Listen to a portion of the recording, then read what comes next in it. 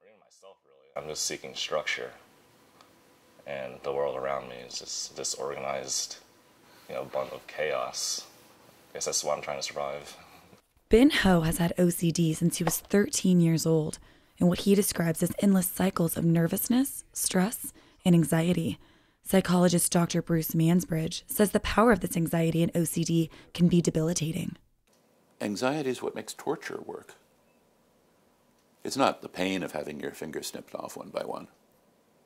It's the thought of it. It's the thought that you're drowning. It's the thought they're going to kill your kids in front of your eyes.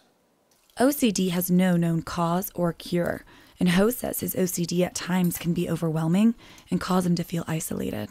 Sometimes it can get really bad. Sometimes it really affect my personality. I won't feel happy. I'll feel a little depressed even, just because there's all these things I feel I have to do. For Ho, not being able to organize his silverware or take 6 cups of a drink can cause him to endure intense anxiety and guilt that could last up to 1 week. Dr. Mansbridge describes the physical pain anxiety can cause and how it can be misunderstood. It's like watching your toddler run out into the street in front of a truck all day long. It can be horrible. And so for people who say, oh, it's just anxiety, I kind of want to punch them in the nose. As for Ho, he says he has learned to accept his OCD and grow from it. Casey Cherry, Texas News Watch. 20-year-old Joey Avalle recounts coming out as a transgender 1 year ago to his family. She thought that I was doing this to get people's attention. I mean, it's kind of devastating. Born Josie, Avalle says he never identified with being a woman, and he has since been disowned by his parents and is a legally emancipated student at UT. A story that doesn't surprise Lydia Moreno. Formerly homeless, but now currently transitioning into a female, Moreno is well aware of negative reactions from others because of her gender identity. Like being transgender, everybody judges you. Be a strong person out there because the world will eat you alive. Education coordinator for the Gender Sexuality Center at UT, Shane Wally says it is struggles like Moreno's and Avalle's that make the gender-inclusive housing proposal so important. All of this stuff, right? Bathrooms and pronouns and legal name. And at the end of the day, I get to go back to my home, and it is a safe place for me to be. The campaign calls for gender-inclusive housing and a hallway right here in the Jester dormitory. Wally says the current housing plan can make gender nonconforming and trans students uncomfortable and isolated. A proposal that Avalle completely supports. Avalle praises his girlfriend's encouragement during his family troubles and says he has no regrets in coming out.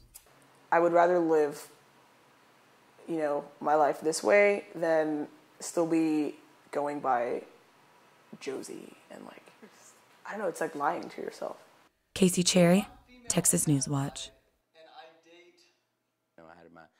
But when I started coming to reading and writing, it made me feel like nobody. It made me feel so low because I wish I could not to do a better job.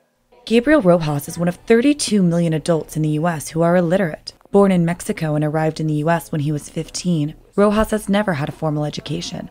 A testament that Josh Garr believes is because adult education is underrepresented in the U.S. I always say adult education is the wild, wild west. There's less standards, there's less accountability, there's less money. Garr works for Aspire, a nonprofit that provides literacy programs like ESL classes for families.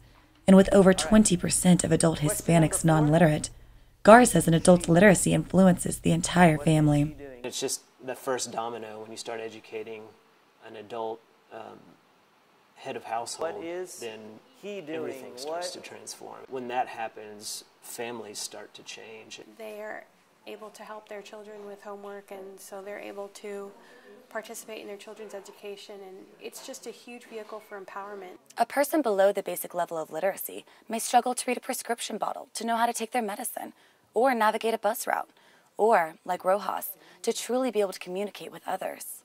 The motivation behind Rojas's goal to go to school to learn to read and write, not only for himself, but for his 2 young granddaughters. I hope I can do it the way I can do better, try to see I can raise my grandchildren better, try to bring some more income. Myself feel like a different person. Casey Cherry, Texas News Watch. You got it. Good memory. How about...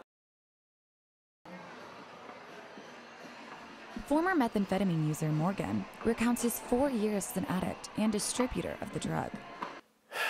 A lot of decisions were made that required a lot of years to forgive.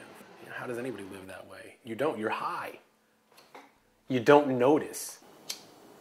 A high that sent him to prison for 4 years.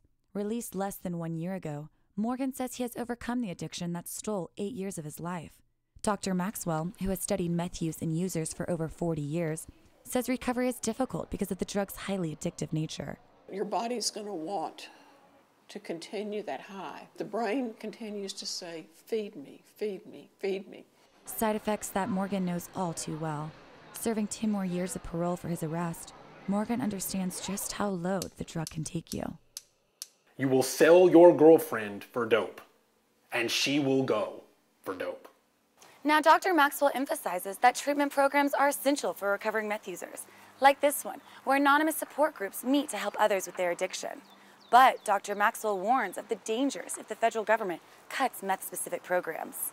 You're going to have people who are so addicted to meth and so crazy and so violent that they're going to end up in a city jail with no place to transfer them to treatment.